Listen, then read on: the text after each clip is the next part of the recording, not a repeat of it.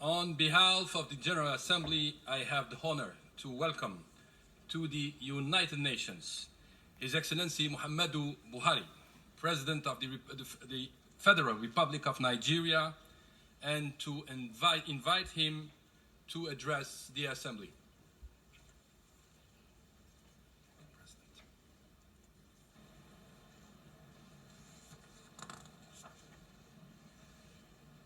Madam President, fellow heads of state and government, Mr. Secretary General, distinguished delegates, ladies and gentlemen, on behalf of the government and people of Nigeria, I congratulate you, Madam President, on your well-deserved election as President of the 73rd General Assembly. As you embark on your assignment, I would like to assure you of Nigeria's support in no less measure than that which we extended to your illustrious predecessor, His Excellency Mr. Miroslav Lajčák. We appreciate the effective leadership he gave the 72nd Assembly with such dedication, commitment, and fairness to all member states. I also salute our distinguished Secretary General, His Excellency Antonio Guterres, who steered the affairs of the Secretariat with focused commitment to the collective United Nations pursuit of global peace and security, equity and justice, inclusiveness, women's empowerment, and human rights. It is appropriate at this point to remember with deep sadness our late 7th Secretary General, Mr. Kofi Annan, who passed away on the eve of his 82nd birthday. Kofi Annan's significant contributions to the work of our organization have been acknowledged in the well-deserved attributes that poured in from around the world following his death. We in Africa, while mourning the loss of this great son of ours and citizens of the world, take pride in the way he served humanity in a truly exemplary manner. He demonstrated in his calm but determined manner the virtues of compassion, dedication to the cause of justice, fairness, and human rights. He was a visionary leader who inspired hope even in the face of the most daunting challenges. He devoted his entire life's career to the United Nations and the pursuit of its ideals and goals. The world is indeed a better place thanks to his exemplary service. Madam President, during the first year, the world saw some positive results and encouraging signs from the bilateral and multilateral efforts of the international community to address conflicts, crises, and threats to world peace. We particularly commend the efforts of the leaders of the United States, North Korea, and South Korea to realize our shared goal of a nuclear-free Korean peninsula. In this connection, we acknowledge the commitment to peace shown by President Donald Trump and Chairman Kim Jong-un by initiating a historic summit. We urge that they continue this positive engagement. Regrettably, many of the crises and threats to peace and security around the world, which we debated last year, as we did our overall previous years, remain unresolved. In some cases, matters got worse. The continuing flight of the Rohingyas in Myanmar, the protracted Israeli-Palestinian conflict, the wars in Yemen and Syria, and the fight against international and local terrorism such as Boko Haram and Al-Shabaab come to mind.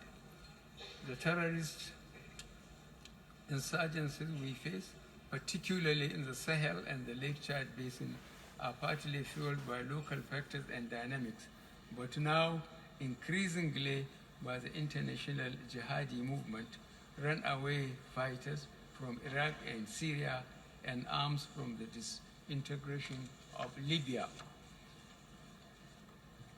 In Myanmar, the carnage appears to have thankfully abated somewhat. We commend the United Nations for staying focused on the situation of the Rohingya people, to bring their suffering to an end and hold to account the perpetrators of the atrocious crimes committed against innocent and vulnerable members of this community, including women, children, and the old. The international community should strengthen its resolve to combat ethnic and religious cleansing anywhere. We support the United Nations efforts in ensuring that the Rohingya refugees are allowed to return to their homes in Myanmar with security, protection, and guarantee of citizenship. We note the indication by the government of Myanmar of its willingness to address these issues, and we encourage them to do so expeditiously. In this context, Nigeria commends the government and people of Bangladesh in particular, and all other countries and organizations that have contributed to shouldering the burden of providing shelter and other vital assistance to the Rohingya refugees. The carnage and the worsening humanitarian situation in Syria and Yemen continue unabated, but the international community cannot afford to give up on the Syrian and Yemeni people. We must pursue all efforts to find peaceful, negotiated political solutions to these wars, which cannot be won by force of arms alone. Regarding Syria, we hope that the United Nations-sponsored Geneva process and the Sochi initiative led by Russia, Iran, and Turkey advances this objective. The international community must keep up the pressure to encourage the parties to pursue the path of dialogue, negotiations, and inclusiveness in resolving their sectarian divides and bringing to an end the immense human suffering in Syria as well as Yemen. We commend Turkey, Jordan, Greece, Germany, Italy, and France for hosting the millions of the refugees fleeing these brutal conflicts. The situation in the Middle East, grave as it has always been, is now worsened by developments since our last meeting. Nigeria continues to call on the Israelis and the Palestinians to make the necessary compromises in the interest of justice, peace, and security, in line with our numerous United Nations resolutions and applicable international laws. Unilateral, arbitrary, and insensitive actions only prolong the conflict and undermine world peace and security. The deteriorating humanitarian situation in Gaza is an appalling result of unrestrained use of power. We urge both parties to re-engage in dialogue on the basis of relevant United Nations resolutions, the Madrid Principles, the Cocket Roadmap, and the Arab Peace Initiative, among others. Nigeria confirms the unwavering support for a just two-state resolution negotiated without intimidation and with Israel and Palestine existing side by side in peace and security. The crises in the Middle East have deep roots and have remained unresolved for too long, yet we should not fall into self-defeating despair and conclude that they are not amenable to solution. We should draw inspiration from the remarkable leadership that got Ethiopia and Eritrea to resolve long-lost hope for peace between them, a remarkable show of statesmanship which has now galvanized neighboring countries, including Djibouti and Somalia, to push for peace in the sub-region. I believe that with hard work, commitment, and a disposition to compromise and necessary sacrifices, peace is achievable in the Middle East as well. Most crises usually have a variety of pestilent causes and effects. It is failure to address them early and effectively that lead to out-of-control conflict. Addressing them includes national and international collective actions which positively impact on peoples and communities, hence making the United Nations relevant to all people, global leadership, and shared responsibilities for peaceful, equitable, and sustainable societies. which is the theme for this year's General Assembly, is very apt indeed. Madam President, a topical consequence of the current conflicts around the world is the irregular migration of affected people from the Middle East, Afghanistan, and Africa to Europe. Irregular migration entails huge avoidable loss of human lives, puts strain on services in most host countries and communities, and fuels anti-immigrant and racist sentiments in Europe. That is why we welcome the successful conclusion of the negotiations on the first ever global compact for safe, orderly, regular migration, and we look forward to its adoption in Marrakesh later this year. The aim is to protect the rights of migrants worldwide while addressing the concerns of countries of origin, transit, or destination alike. Migration is a constant in human affairs. We in Africa are grateful to countries who treat migrants with compassion and humanity, notably Germany, Italy, and France. Irregular migration is not a consequence of conflicts alone, but of the effects of climate change and lack of opportunities at home. Climate change remains one of the greatest challenges of our time. Very close to us at home, it is our lot in Nigeria, together with our neighbors around the Chad Basin, to live with the climate change consequences of a drastically shrunk Lake Chad, and the parching of otherwise fertile arable land. The lake was a major source of livelihood to more than 45 million inhabitants of the region. Its shrinking meant less of livelihoods, and they are now rendered poor and vulnerable to the activities of extremists and terrorist groups. The instability thus caused in the sub-region intensified internal displacements, leading, among other consequences, to intense economic competition, especially between farmers and herdsmen.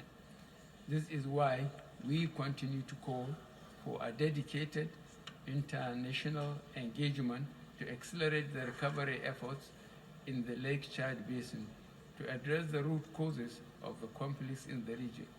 What is required is continuous and robust United Nations cooperation with national governments and sub-regional and regional organizations such as the Lake Chad Basin Commission, the Economic Community of West African States, and the African Union to enhance capacity in conflict prevention, conflict management, and peace building.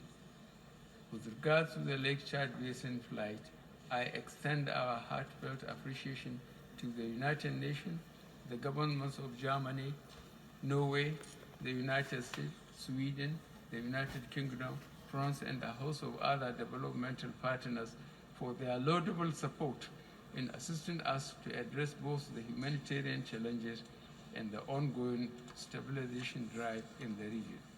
Madam President, corruption within countries and illicit flow of funds across national boundaries have huge negative impact on the stability, peace, and economic prospect of millions in developing countries. Corruption significantly drives national governments of resources to provide meaningful livelihoods to their populations, who are predominantly youth, thus giving rise to more irregular migration. The fight against corruption, therefore, involves us all. It is in our collective interest to cooperate in tracking illicit financial flows, investigate and prosecute corrupt individuals and entities, and repatriate such funds to their countries of origin. Fighting corruption or resolving international conflicts, crises, and wars, defeating terrorism and piracy, curbing arms trafficking, and the proliferation of small arms and light weapons, which fuel these conflicts, particularly in Africa, stemming irregular migration by addressing its root causes, and the many of other global challenges we are faced with today can only be effectively addressed through multilateral cooperation and concerted action. The only global institutional framework we have to address these challenges is the United Nations system. That is why we continue to call for the strengthening of the organization and making it more effective by speeding up the pace of progress towards its reform, including that of its principal organ, the Security Council. The reconstitution of the Council to make it more equitable and more representative of our global community is both a political and moral imperative. We believe that a reformed Security Council with expanded membership in both the permanent and non-permanent categories is in accord with prevailing international consensus, and it is in our collective interest to do so. It is high time we stop skirting around the issue and establish achievable benchmarks and time frames for these reforms. I assure you all that in this advocacy, I am only reflecting Nigeria's deep and abiding commitment to our organization and its founding principles and goals. From the date we joined in 1960, we have contributed our quota to the fulfillment of the mandate of the United Nations. We have been active participants in many Security Council and African Union authorized peacekeeping operations around the world, beginning with the Democratic Republic of the Congo in 1960. Furthermore, Nigeria has always mobilized the required human and material resources to achieve certain United Nations goals, including the recently adopted 2030 Agenda for Sustainable Development. We are resolute in complementing the efforts and example of the United Nations to promote gender equality and youth empowerment as necessary pillars for sustainable development. Without these, there can be neither enduring peace nor security. As we set and implement our national policies to achieve these goals, we, in the spirit of international solidarity, will readily cooperate with other nations seeking to achieve similar goals for their own populations to help ensure that no one is left behind. I thank you very much for your attention.